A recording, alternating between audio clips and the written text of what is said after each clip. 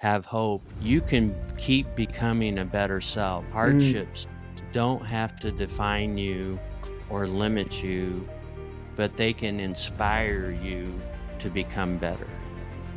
Wherever you're feeling hopelessness, nothing is impossible. So no matter what your circumstances or your outcome, there's still redemption to be found.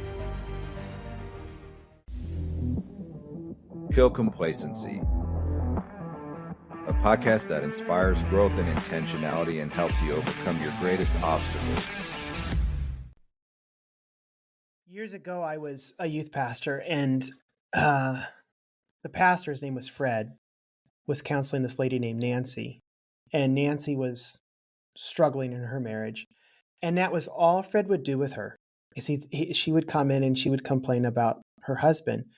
And Fred would just say, yes, but what is your responsibility? And I think that's something we always often forget is we can only control our reactions and our Yes. environment and us. And kind of to your testimony, Jill, I mean, the Lord worked on you with that split. And when you got that right, you became so much more attractive to Mark when he came around. So Yeah. Absolutely. You're exactly right. We actually have an online course. It's called The Weight is Not Wasted for people who are their partner is checked out and not willing to get help or not willing to engage in the marriage. And so we created an online course that helps people to begin to do that personal work on themselves in hopes that, we can't make the promise, but we do see a lot of times that actually it sparks hope in the other partner.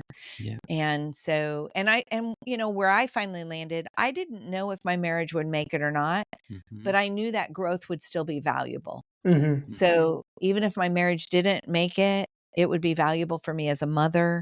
If I had another relationship down the road, I would want to bring a better self to that. And so I just decided, no, this is what God is calling me to. And so that's kind of the premise of the Weight is Not Wasted experience that we offer is I can't promise it's going to save your marriage. I can promise it increases the likelihood your marriage can be saved. And I can promise that it is going to transform you into more of the person God's created you to be. Yeah. Well, I think it's a word we often use as mindset, but when we are pointing our finger at the other person, we have a very fixed mindset, and it's very victim mentality and very, pointed toward them, and we're a victim of that. But when we have a growth mindset where we are seeking to change ourselves and better our future, now we can address those things and it actually, regardless if the marriage comes back around to reconciliation or not, you become a better person and you get to potentially see the good in it rather than the negativity. So yeah, totally. Yeah. How long have you guys been marriage coaches? We started in 2000. Well, we've been marriage coaches informally for all of our marriage. Right. It's crazy. We were helping people when we'd only been married 3 or 4 years. But we have been formally marriage coaches since 2017. That's when we decided that this is what God wanted us to do, and we began. This is the path that we really, we were convinced that God was leading us to pursue. And so in the process, we were making transitions, and I ended up closing my construction business, and we just focused on full-time marriage coaching. And it's been a blessing. We love it. We say we have the best job in the world because we have a front row seat at watching God work. Sure. Yeah. We really do. It's so fun when the light bulb comes on for people. Yeah. When they go, oh my gosh, are you kidding me? That's what's going on? Mm-hmm. Oh my gosh, I can see that. Okay, what do we do about it? Mm-hmm. I just love those moments with people. And we've actually, in the last 2 years, started training marriage coaches. So we have a marriage mentor program that just helps people who want to maybe be marriage mentors in their church or their community, not for a business, Sure. but just so that they are well educated. So we have that, and then we actually train marriage coaches who want to formalize a business, and they actually want to help other people. I think a big part of our success has been that we aren't just presenting theory.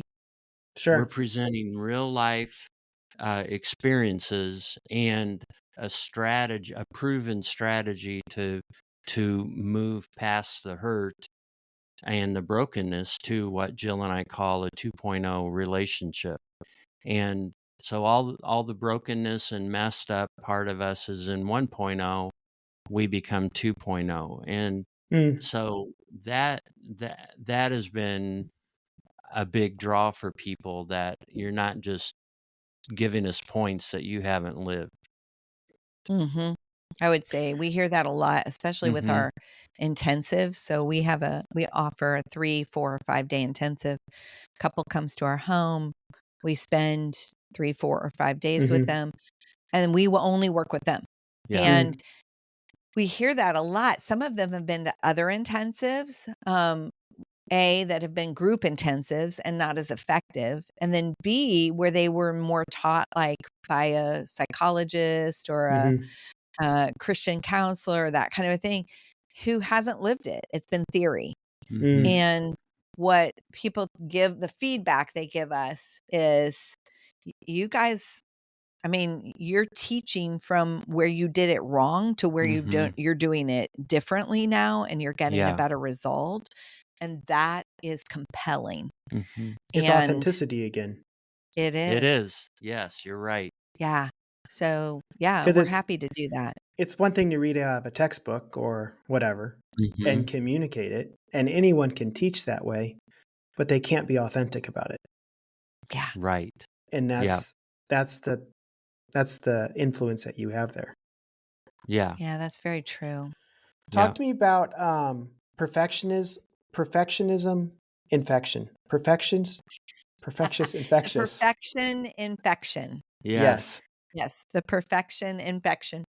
So I first identified what I call the perfection infection in my first No More Perfect book. So there's 3 books in the series: No More Perfect Moms, No More Perfect Kids, No More Perfect Marriages. And No More Perfect Moms identified that from the perspective of the perfection infection is when we have unrealistic expectations of ourselves and we unfairly compare ourselves to others. I like to say our tendency is to compare our insides to other people's outsides. And we come up with wrong conclusions. When the perfection infection invades our parenting, which is what we talked about in No More Perfect Kids, it's when we have unrealistic expectations of our kids and we unfairly compare our kids to others. So who are we comparing them to? Well, the well-behaved child in the church foyer on Sunday when our child isn't. Maybe we're comparing them to a child or their sibling who's easier to parent. Or maybe it's that made-up child in their head. In our head. Right. In our head, like, I'm sure that this child was going to be this way. And Right. they're not. Yeah. The social media kid. Exactly. Exactly. And so then when the perfection infection invades marriage, it's when we have unrealistic expectations of our marriage or our spouse, and when we unfairly compare our marriage to others. So we may be seeing a couple at church on Sunday and they're happy and their family is, dressed so perfectly, and it's like, I want to be just like them. But we don't know what's going on behind closed doors. Yeah. We don't know what they're struggling with. And the truth is they're struggling somehow, because we all do. Yeah. And so what we need to do is kick that perfection infection out of our lives, because it is breeding discontentment. It is causing us to struggle, feeling confident in who we are, because we're looking to become someone that we're not. And so one of the ways that we do that is by using those God tools that we were talking about earlier. They help us to embrace authenticity, to embrace who we really are, and to stop trying to be something other than the way that God made us. Over the years, I have been coached by countless mentors, and now I want to offer that to you as well. How? By Marty Hofmann's Life Coaching. This will be a 6-week program in which I will guarantee you will develop a more growth mindset. We will set goals and learn about the importance of the processes and habits behind those goals. I will also help you see your story differently as things happening for you, not to you. We will also be discussing your future self and give you clarity on who that is and what it looks like. For more information, please follow the link below or hop on martyhoffman.com and follow the coaching link. Don't you think that social media plays into this comparison game? I mean, it just makes it worse, totally. right? Yeah. Because that's what we portray on there, is our date night or our family night or our kids' home run or whatever. So Totally. You're exactly right. And I really believe that we can also start to change that. You know, it's funny, Marty, I remember one of the first times I did something like that. It was years ago on Facebook. I mean, Facebook was like the only social media at that time. And I walked in my bedroom. I had been speaking at a lot of places, some that Mark and I were doing together, some I was doing on my own, because I did a lot of women's events and that kind of thing. And I had been kind of coming and going, and literally just not even unpacking a suitcase and repacking, just getting a new suitcase and leaving the other one to be unpacked. Like, it was like a mess. So I remember standing in my room thinking, I am declaring war on this bedroom this weekend. Like, okay, I have to clean this up. It's driving me nuts. And then I caught myself and I went, I'm going to snap a picture. I'm going to post it on Facebook. So I snapped a picture. I mean, it is bad. And I popped it on my Facebook page and I said, so this is my current reality.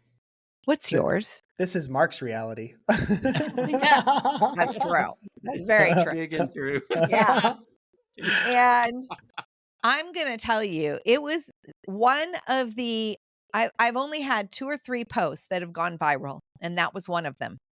It went nuts. Yeah.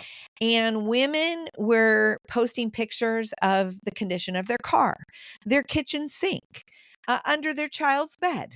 Like, you just would not believe what people were posting. And they were going, oh my gosh, you've just made me feel so much better. This is what my car looks like. This is what this looks like.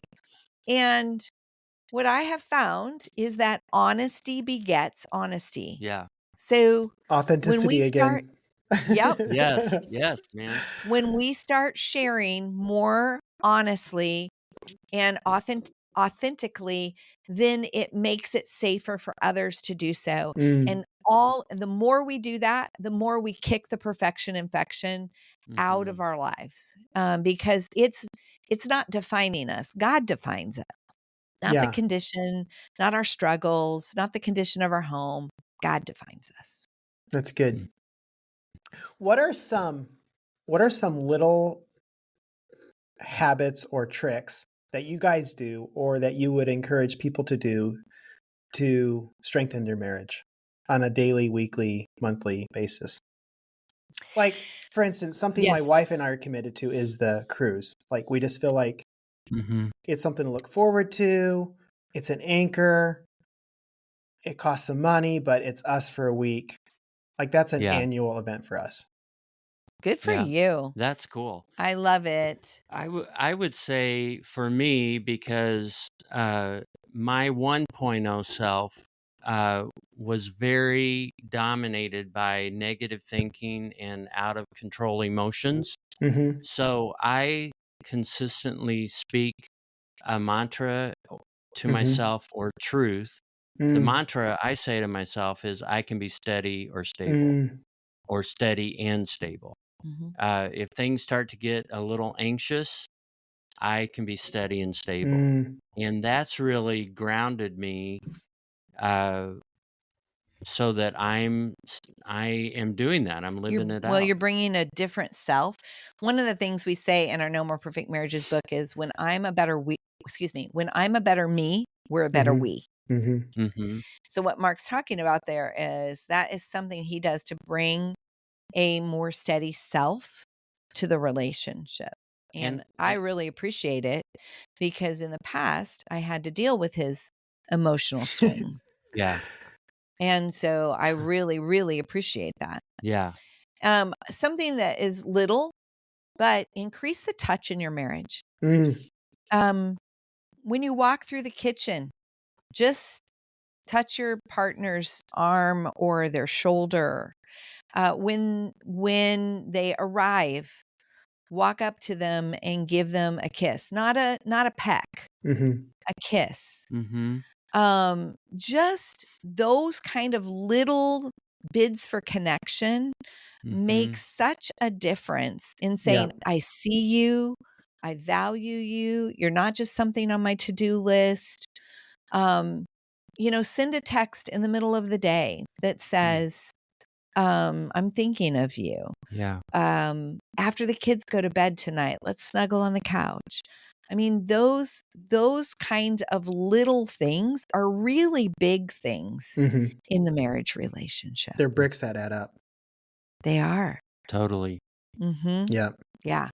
But there is a rhythm that we suggest that couples consider, and they can create their own, but it's considered valuable in the marriage space, and that's the 2-2-2 rhythm. And that is that every 2 weeks you take a date night. Every 2 months you do a weekend getaway, and every 2 years you do a week away. Okay. So, in your case, you guys might go the 2-2-1 because you've already got that week getaway that you do on the cruise, right? So, and people can change it. Some people do a date night every week. So they would do a 1-2-1 or something like that. But the idea is, hey, that you it's need consistent and it's calendared. Yep. It's consistent, it's calendared, it's prioritized. It's put on, like, we've already got some of that set for the next year for us. And so I would say that is, that's intentionality in marriage, is when you say, no, we're going to put our marriage on the calendar first, then we'll work other things around that. And sometimes we have to change things, but for the most part, that makes a huge difference in us making sure those things happen. Yeah. For us, date night is Monday night, and it's pretty non-negotiable. I bet it happens 40 weeks of the year, but it's right. There's some flex there, but we tried different nights, and something would always be a bigger priority. And what's Monday? Like Monday Night Football? Like that's fine. Like right. Yeah. And it's not like we try to make posts about it. Like it's not over the top. It's not a romantic. It might be a trip to Costco, and it's a drive there, drive back, and buy a bunch of groceries. But it's time together, just us. But you had time together. Yeah. It's the two of you. And wow. What you're saying is that you have it set aside. You have a sitter. I don't know what the ages of your kids. Yeah, kids. Yeah. So your kids are watching. And our kids want us to. Like they're like, bye. Yes. Yes. Yep, exactly. I love that. Good for you guys. And here's the other thing that I want to say is you tried some other nights and they didn't work. A lot of times people try, it doesn't work, they throw it away. So try. If it doesn't work, then go back to other possibilities. Don't just let it go. Yeah. A lot of times, like, well, we tried date night, we never could make it work. Okay. well, there's 7 days to the week. I'm sure that there's a different time or a different place that would make it work. And so you didn't throw it away. You renegotiated another time, gave it a try. So we always tell people, when you're setting a rhythm in your marriage, set it and then put on your calendar in 2 months to evaluate it.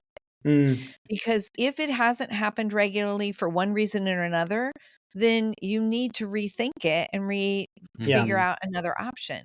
But if you don't set that on your calendar, it'll just fall off, and you don't want to do that. Yeah.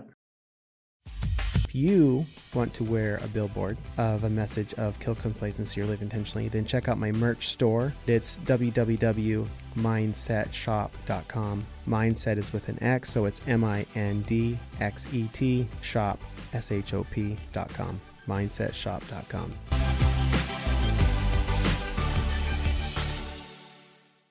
We might be over the top on intentionality.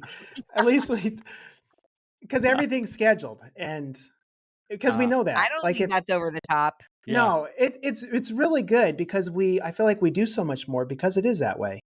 Yeah. And there are things that are, there's big rocks and little rocks, and there's things that are non-negotiable. Yeah. And not only that, I mean, scheduling intimacy. Right. Like a lot of people schedule intimacy, and every day. It's easy. Just kidding. Every day. Yeah. That's Remember unrealistic expectations? Yes. But seriously, though, some people find that setting a rhythm to that is the best way, in the most loving way, for them to prioritize that connection in their relationship. We found that it was a game changer for us. And so the schedule was created more than what the one with the lesser desire would want, but then less often than when the one with the higher desire. So meeting in the middle. Yeah. But wow, it has made a big difference. So yeah, we're firm believers. Yeah. As I say, it eliminated the beg. It's talking about expectations there. And I was a youth pastor, and I took the young men through Every Young Man's Battle. And he talks in there about, you're not going to have sex every night. And I remember these high school guys, they were like, whatever. And I was like, no, really, like he's legit here. Like, it's not like Hollywood makes it, but that is a huge problem, right? With marriages. It is. We have these unrealistic expectations that can never be met by somebody. And then there's frustration, and Yep. It's so true. And both husband and wife come into marriage with differing expectations that are unrealistic. And what we found is people aren't really open to even talking about it till they're 6 months in, or 8 months, or a year into the marriage, when things start to get hard. And then it's like, oh, yeah, remember that conversation you had with your youth pastor, and you said, no, I'm going to have sex every day. Yeah, it's not that way. Well, and I mean, you guys talked about it on the ship with, your first birthday, Jill, and Oh, right. the shock because he got the wrong kind of cake. But it was never a expectation that was communicated. No. And it was not even an expectation I was aware of. Right. Yeah. Right? Yeah. Like, I was totally unaware of it until it didn't happen. And then I was crushed because I realized I did have an expectation. So yeah, for sure. Yeah. That you look back with humor on all those learnings. Go, yeah, gosh. And how do you prepare people for that, other than just try to communicate expectations and be gracious when they don't happen, right? Yeah. I will say, the thing that we least enjoy doing is premarital counseling. Yeah. Because we feel like, for the most part, people are trying to check a box and say they did it, but they don't value it until they realize the challenges Mhm. really Right. do happen, because they tell themselves all the way through premarital, "Oh, we'll be different. Yeah. That's not going to happen We're to in us." love. Oh, we are Right. Oh, so in yeah. love. Yep. Yeah. Not. And Although people who have had broken marriages Oh, and then are sure. remarrying, they are much more open to the investment of wisdom, I'm sure. and so we'll show up for those more readily. But yeah, for sure. yeah, If you guys could look back, kind of talking about this, what advice would you give to your 20-year-old self? Or how old were you guys when you got married? I was 19. I was 23. Yeah. I think I would sit down with the 20-year-old Mark, hopefully before I was about to be married, Mhm. and talk about the lies that had Mm. been introduced to him in his childhood, Mm. the lies that the so let me back up a little bit. I was a new Christian when Jill and I met, and so we dated a year. So I'm still in the process of figuring out this whole Sure. God thing. And I think I talked to Mark about the truths of who he is and Mm. who he can be as a man. Mm. And I think for me, I would probably talk to my 19-year-old self about the fact that I'm a strong leader. Mhm. God made me that way. I don't have to become less in my marriage, but I do need to learn how to use my strength in a Mm. good way in my marriage relationship, because I misused that strength for Mhm. many, many years. Mm. And so I think I would tell my younger self some wisdom on that and how that Mm. might look, and Mhm. using my words, allowing for differences, being less judgmental. Mm. I'd prepare her for that better. Mm. That's good. You guys have book recommendations or a quote or Yeah, well, obviously, we would highly recommend No More Perfect Marriages. Right. Right. We are firm believers that what we took the time to live through, Yeah. and that it has incredible value, and that's available anywhere that books are sold. Mhm. I would, I think a book that really helped me when we were climbing out of the mess that I had made, I realized that I was a selfish lover, Mm. that all of my love was conditional and transactional. And Bob Lepine's book, uh, Love Like You Mean It. Love Like You Mean It, was so helpful for me. Mm. And I recommend that quite a bit.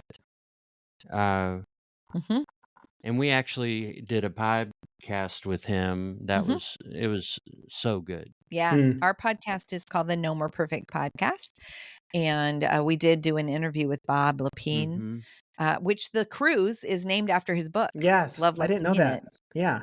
Yeah, it is. And or maybe the cruise came first by that title, and I don't know where it came from. Bob used to work at Family Yeah. Life. He Yeah. was Hmm. on the radio program, but I know there's a connection there. But his book, Love Like You Mean It, and I that didn't even inner think about that till you just said that. Yeah. funny. Oh yeah, there's a total connection there. Yeah. Um, Yeah. Well, and it was good. it is. It's a great book, and it was a great conversation on our podcast with him. Hmm. All right. And then my last question for you guys is, this is your final recording, final message. What do you want the world to know? It's funny that you mentioned that because I have been thinking about my funeral Mm. over the last many months. Really? And yeah, Do you have a plan for that no, to happen soon? I don't have a plan. But one of my favorite, that's probably one of the places I enjoy ministry the most is in funerals. Mm-hmm. And because people are most open. Mm-hmm.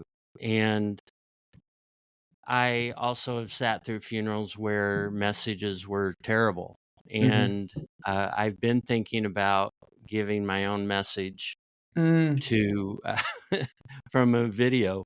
I don't know if that would happen, but People do it all the time. yeah, it's totally possible.